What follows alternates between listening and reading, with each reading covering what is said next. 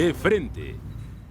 Qué gusto me da saludarle en una emisión más de este programa de análisis y debate de frente. Yo soy Magda Bastida y saludo con muchísimo gusto a Juan María Naveja. Él se encuentra en las instalaciones de Mega Noticias TVC, allá en la Ciudad de México. Juan María, qué gusto, ¿cómo estás? El gusto es todo mío, Magda. Por fin volvemos a coincidir y me encanta platicar con una mujer tan inteligente como tú. Favor me haces, Juan María, muchísimas gracias y de verdad qué gusto que hoy usted también pueda acompañarnos en esta emisión. Déjeme platicarle un poco cuál es la dinámica de este programa. Tenemos 5 temas que forman parte de la palestra nacional y únicamente 3 minutos para debatir cada uno de estos temas. Hablaremos de 2 columnas que fueron publicadas durante la semana. Además, también tocaremos el tema del avión presidencial y su retorno a nuestro país. En un cuarto punto, pues esta intriga que permanece ante la renuncia de Medina Mora y finalizaremos hablando de los costosos gustos de Napito. ¿Se podría presumir ahí algún conflicto de interés? ¿Es el asunto de toda la vida del sindicalismo mexicano? Vamos a hablar al respecto. Y si te parece, Juan María, nos vamos con la primera columna de hoy, AMLO y la economía, una mala combinación escrita por Mario Maldonado y publicada en El Universal, en donde pues finalmente dice que Andrés Manuel López Obrador se empeña en llevar las riendas de la política económica porque tal parece que no entiende que no entiende. ¿Qué opinas? Pues la verdad es que creo que tiene toda la razón. El 2019 nos dio muestras claras de que el presidente no entiende los principios de la economía y por eso siempre trae otros datos. Pero lamentablemente confunde lo que representa el empleo, la generación del empleo, con las becas a los jóvenes. Son cosas completamente diferentes. No entiende lo que representa la inversión para propiciar crecimiento, es decir, los principios de la economía, Magda. Y de esta manera hemos tenido un 2019 totalmente adverso para México porque no hubo crecimiento y pues diríamos, Magda, 2019 el año perdido para la economía mexicana. Y pinta de la misma manera el 2020. ¿Tú crees que continúe en esto que pues prácticamente estás diciendo entre líneas como políticas erráticas?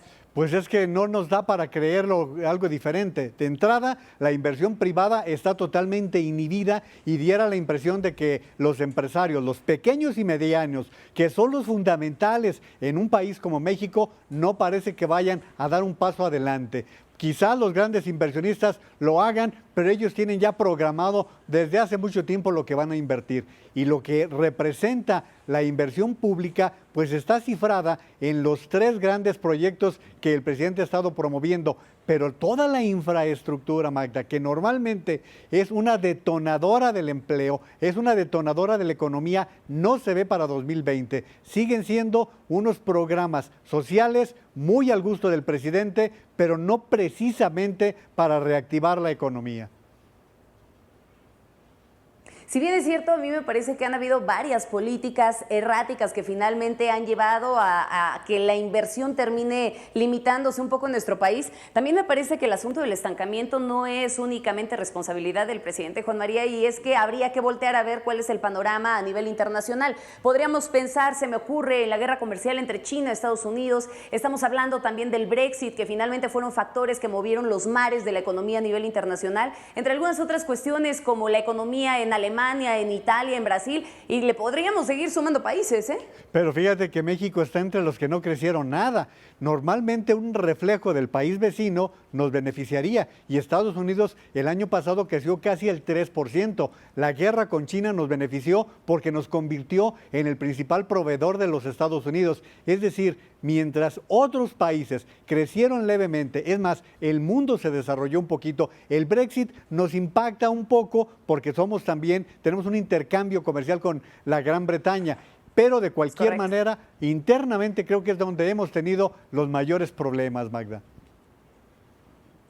Pero el año pasado también traíamos una presión muy fuerte por parte de las amenazas arancelarias del gobierno de Estados Unidos, porque justamente era ahí en donde comenzaba a apretar para este asunto del TEMEC, que finalmente ahora da un respiro y pues pinta como una buena esperanza, por llamarla de alguna manera, para los inversionistas en nuestro país. Vámonos con la siguiente columna, Juan María, la crisis en salud, el peor de los mundos. Y nace el nieto de Andrés Manuel López Obrador. Esta columna escrita por Raúl Rodríguez en El Universal, en el que pues pues ya habla de que veníamos de un tortuoso e ineficiente proceso para la compra consolidada de medicamentos, la falta además de medicamentos para niños con cáncer y después llega la cereza del pastel, la desaparición del Seguro Popular y la instalación del INSABI. Se le ha dado un golpe letal a la salud de los mexicanos. Vamos por partes. El Seguro Popular, Magda, durante los últimos 10 años había sido un instrumento fundamental para aquellas personas que no tenían la seguridad del Seguro Social ni del ISSSTE. Y se convirtió en un instrumento muy bueno para casi 57 millones de mexicanos. No perdamos de vista que tenemos cerca de 56 millones que trabajan en la informalidad. Por lo tanto, casi nadie tiene la salud asegurada. Ahora bien, la manera en que el INSABI se ha concebido es verdaderamente penosa porque las reglas de operación no se conocen. La precisión con respecto a la forma en que se va a atender en los diferentes niveles. Y subrayaría algo bien importante, Magda. No es gratis nada, ¿eh? El gobierno no regala. Lo que se dan son servicios sin costo. Esa es la gran diferencia entre lo que es un subsidio, que es lo que se daba a través del Seguro Popular, que lamentablemente estamos viendo va a ser de un peso muy grave para la población, para la salud pública, Magda. Fíjate que lo interesante de todo esto es que sucedió algo que se temía y que no debería de haber sucedido, y eso fue el politizar la salud, Juan María. Ese es un asunto verdaderamente delicado y coincido contigo en un punto. El Seguro Popular no era malo e incluso desde su implementación fue una implementación ordenada que llevó a que se pudiera consolidar y que finalmente pudiera haber sido un sistema que pudiera haberse perpetuado, que fuera transeccional. Sin embargo, pues yo creo que a raíz de esta politización terminaron no nada más cambiándole el nombre, sino también las reglas de operación, y ha sido lo que ha generado tantos problemas en las entidades federativas. Ahora, a mí sí me preocupa, bueno, no que me preocupe, me llama mucho la atención qué tanto le puede llegar a costar el INSABI como a manera de precio político a Andrés Manuel López Obrador, porque terminará seguramente pasándole la factura en algún momento. Pues mira, finalmente tú ya conoces muy bien lo que pasa con los gobiernos, con el tiempo se van desgastando. A mí lo que me preocupa es la cantidad de mexicanos que no van a tener la atención que requieren, la atención indispensable, y que estamos regresando a los años 70. Imagínate, Magda, centralizar todo en la capital de la República, la autorización, las dependencias, y espérate al problema laboral que va a existir. Ya esta semana tuvimos manifestaciones de trabajadores del Seguro Popular en la Ciudad de México. Es decir, este tipo de esquemas centralistas solamente existen en Corea del Norte y en Cuba. Y fíjate, estamos hablando de lo que verdaderamente terminó pues corrompiendo a este sistema de salud del Seguro Popular, pues terminaron siendo los 71,000 millones de pesos que permanecen sin aclarar porque se presume un desvío, un sistema que se corrompió, y eso fue finalmente lo que lo echó abajo, pese a que era un sistema que sí estaba funcionando. Cambiemos de tema, vámonos con el tercer punto de hoy. ¿Se vende o se renta? El avión presidencial termina regresando a México después de haber permanecido prácticamente un año en California, en donde se pagó más de $1 millón al mes en un contrato que estaba firmado por un año, y terminaron decidiendo que mejor lo regresaban a México porque no era costeable. Como me lo pusiste de modo en el espacio anterior, lo voy a decir rápidamente. Una de las áreas en las que yo me dedico es la asesoría a las familias. En este caso voy a hablar bien de José Ramón López, el hijo del presidente de la República. El hijo que acaba de nacer en los Estados Unidos tiene todo el derecho, porque su madre es hija de una brasileña y de un estadounidense. Elegir el país en donde iba a nacer su hijo era un privilegio de ellos, Magda. Entonces, yo aquí pediría incluso respeto para la intimidad de lo que se refiere la familia del presidente de la República y uno de sus hijos. ¿Tienen muchos ángulos de crítica? Sí, pero en este caso me parece que era un derecho que tenía. Eso aún en el tema anterior, pero y cambiando de tema y hablando del avión presidencial, ¿qué opinas de su retorno a México? Eso ya iba con lo siguiente. Mira, la mayoría de países del nivel de México tienen una flota importante. El avión ni siquiera representa tantos lujos. No era un avión de jeque, no. Es un avión cómodo, un gran avión, una gran nave. Me parece que aquí sí, mira, se trata del primer golpe a las propuestas del presidente de la República. Habló tanto de que ni Obama lo tenía, que era un avión que se podía recuperar. Hoy Raimundo Rivapalacio lo primero que establece es, el presidente mintió durante la campaña con el costo real, porque hoy en la mañanera se dijo cuánto costó realmente y era la mitad de lo que el presidente estuvo diciendo durante la campaña.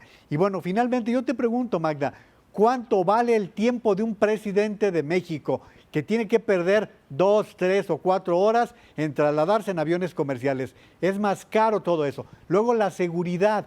Se dio el paso de comprar el Dreamliner por lo que había pasado con la muerte, con los accidentes en los que perdieron la muerte el exsecretario de Gobernación Juan Camilo Muriño, y todo esto motivaba a tener una flota más confiable.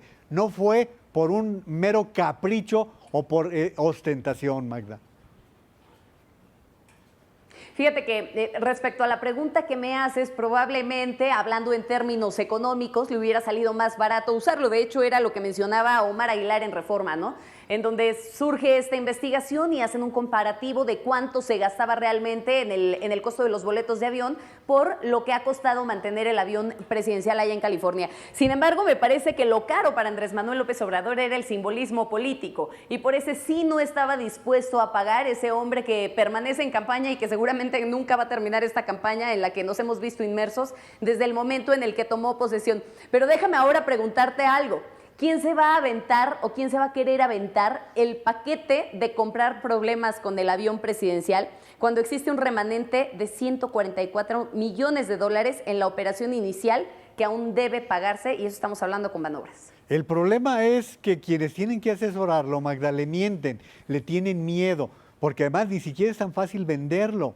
Se trata de un avión que fue comprado en una especie de leasing. Es decir, está en renta, no puedes encontrar. Mira, hoy leí una cosa, que me perdone Risco con lo que dice, usarlo para trasladar niños, por el amor de Dios, estamos hablando de un avión de alto costo, ahí sí de alto costo, y tenemos que pensar. Y totalmente modificado. Así es, sí, y adaptado ¿para qué? Para que los funcionarios públicos puedan trabajar en él. No tenía una disco, no tenía un bar, no, era un simple avión de trabajo para un gobernante, sí, así fue adaptado. Juan María, sin embargo, ni poniéndolo en renta, eso aún así terminaría representando pérdidas económicas para el gobierno federal. Vámonos con el siguiente punto porque estamos sobre tiempo, Juan María. ¿Por qué se fue el ministro Medina Mora? Tal parece que sigue siendo un enigma, porque pese a que salió Andrés Manuel López Obrador a decir cuáles fueron esas razones graves, pues a mi parecer terminamos prácticamente igual. Se sabe que hay 2 averiguaciones y hasta ahí para el tema. Magda, ¿por qué llegó? Esa es la primera cuestión que se comentó mucho. Fue un capricho realmente. Pues es que así como llegó se fue. Así es, del gobierno de Peña Nieto. Pero realmente la solicitud que se presentó por un maestro de la Universidad Panamericana no fue cumplida a cabalidad de acuerdo a los lineamientos del Instituto de Acceso a la Información.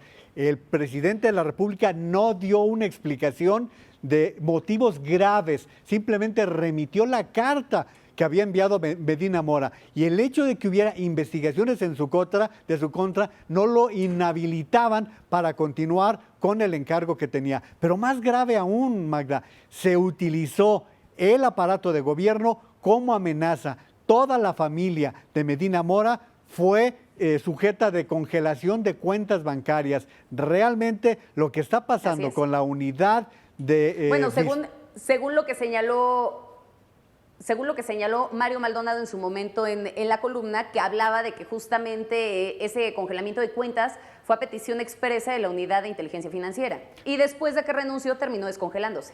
Pero fíjate lo que está haciendo la Unidad de Inteligencia Financiera, que se mete hasta en el caso del niño de Torreón. O sea, es tal protagonismo que Alejandro Gertz Manero, el fiscal, tuvo que saltar la semana pasada para decir, bueno, hay quien está protagonizando demasiado y no permite que las cosas vayan hasta su término. En el caso de Medina Mora, el presidente de la República quedó a deber con una explicación cómo correspondía. ¿Por qué? Porque para que un ministro de la Suprema Corte renuncie o deje un encargo, tienen que ser motivos graves. Estos no los conocemos, Magda. ¿Sabes qué? Que yo creo que hay varios puntos en el asunto de la renuncia de Medina Mora, porque el primer tema es cómo es posible que llegue y te renuncie a alguien y que verdaderamente no conozcas cuáles son las razones de fondo que lo están llevando a renunciar. Y por el otro lado, si bien es cierto, es obligación de presidencia informar acerca de cuáles fueron estas causas graves, pues también por una cuestión de ética sería de Medina Mora el salir y poder dar la cara y decir qué fue lo que pasó y qué fue lo que lo llevó a renunciar. Ahora bien, ¿no te parece más que esta renuncia de Medina Mora es una estrategia para reconfigurar el Poder Judicial que pues era prácticamente el único contrapeso que tenía Andrés Manuel López Obrador? Totalmente, no, me queda claro que esa es la razón, pero diera la impresión de que es una estrategia del gobierno de jugar al olvido, porque hemos visto en casos como los relacionados, los vinculados con el gobierno de Peña Nieto, no se tocan ni con el pétalo de la menor impugnación. Y sí vemos cómo la semana pasada están hablando de los legionarios y de Marta Sagún, es decir, están jugando al olvido a que nos olvidemos de que Medina Mora tenía señalamientos, según publicó Salvador García Soto, de haber incursionado en un enriquecimiento ilícito y con cuentas en Gran Bretaña y Estados Unidos. Todo esto no se aclara y es decir, siguen jugando a que pase el tiempo y se nos olvide, ¿no? Faltará darle seguimiento al tema y finalmente hay por ahí quienes dicen que se le acabó la protección de Olga Sánchez Cordero y que esto se debe a un rumor que corrió en los pasillos de presidencia en donde hablaban de esta asesoría del exministro hacia el colectivo No Más Derroches de Claudio X González y que seguramente por ahí fue que llegó la presión. Nos vamos con el siguiente tema. Napito de Oro, el hijo de Napoleón Gómez Urrutia, presumió en las redes sociales sus costosos gustos por los autos. Bueno, al menos 31 vehículos, algunos de ellos de carreras, cuyo precio pues parte más o menos de los 2 millones de pesos cada uno. Si hacemos cuentas, híjole, qué barbaridad. Qué fortuna, me recordó mucho al caso de Carlos Romero Deschamps, ¿no? Cuando se presumieron también los gustos caros de su hija. Pues es que vienen de donde mismo, Magda. Un poquito de historia. Napoleón Gómez Urrutia, el actual senador de la República, recordemos, estuvo acusado de la desviación de 55 millones de dólares de los fondos de los mineros. Él recibió como herencia de su padre la Secretaría General del Sindicato Minero y Metalúrgico de México. Cuando se da esta acusación, él se refugia en Canadá por varios años y es Morena, con Andrés Manuel López Obrador a la cabeza, quien lo libera de esta serie de acusaciones que nunca se aclararon. Ahora el hijo es señalado de este tipo de accesos en esta investigación del equipo de Carlos Loret de Mola, que está señalando cómo este jovencito no ha tenido el menor recato para mostrar los vehículos de los cuales goza. Subraya bien Carlos Loret de Mola cuando dice Napoleón, el senador, está gozando ahora del poder político, del poder económico y también está con el poder laboral. Y fíjate, qué tremenda combinación, ¿no? Porque si hablas de este poder sindical, pues se traduce prácticamente en votos. Si habláramos del poder político, estamos hablando pues de esa traducción en influencia. Y si hablamos del poder económico, el financiamiento de las campañas. Digo, nada más como para poner el tema sobre la mesa. Ahora bien, fíjate que es curioso porque Napoleón Gómez Urrutia no es cualquier senador. O sea, finalmente el que terminó sacándolo de su exilio fue Andrés Manuel López Obrador y pues ahora es el principal representante de la 4T en el nuevo sindicalismo, ¿no? Entonces, sí es una pieza clave y sin embargo, desde su llegada también ha generado muchísima controversia y ahora con lo de su hijo más. ¿De dónde puede ser posible que dos empresas hayan sido creadas de la nada y que vayan justamente relacionadas con las comisiones de las que es integrante su papá, Napoleón Gómez Urrutia? Y aquí agrega lo que pasó también con el Bester Gordillo, que en días pasados se le descongelaron las cuentas que se le habían congelado desde el sexenio pasado. Es decir, hay personajes que la autollamada Cuarta Transformación libera, purifica simplemente por compasarse a sus filas. Y esto que está sucediendo, yo también me pregunto, Magda, ¿dónde están los trabajadores mineros? Que ya se les olvidaron los 55 millones de dólares o era cuento. ¿Sabes qué? Que yo creo que la serie de reformas laborales terminaron calmando un poco a los sindicatos, sin embargo, el asunto puede llegar a trascender. Ahora bien, en 2019, fíjate que me llamó la atención una nota de La Silla Rota que exhibía también un vínculo entre Gómez Urrutia y Duarte, pero ese vínculo era a través de un operador económico de Duarte que era socio de Polo, del hijo de Napoleón Gómez Urrutia, en una empresa que fundaron, AGC Trading, una firma que ofrecía servicios de comercio exterior. Han sido varios los escándalos que ya también han envuelto al hijo de Napoleón Gómez Urrutia y habrá que ver si pues este asunto puede llegar a ser también investigado por la Unidad de Inteligencia Financiera, como en el caso de los que ya hemos mencionado. Y pues no perdamos de vista que en el caso de César Duarte se supone que ya viene de regreso, que ahora sí será extraditado a México, por fin el exgobernador de Chihuahua, contra quien pesan una buena cantidad de irregularidades a lo largo de su carrera política, Magda. Aunque en este caso fue concretamente Javier Duarte. Muchísimas gracias, Juan María, por esta plática tan enriquecedora. Como siempre, ha sido un gusto el poder conversar contigo. Igualmente, Magda, hay mucha tela de donde cortar siempre. Muchísima, pero sobre todo gracias a usted por el favor de su presencia. Yo soy Magda Bastida, nos vemos en la próxima.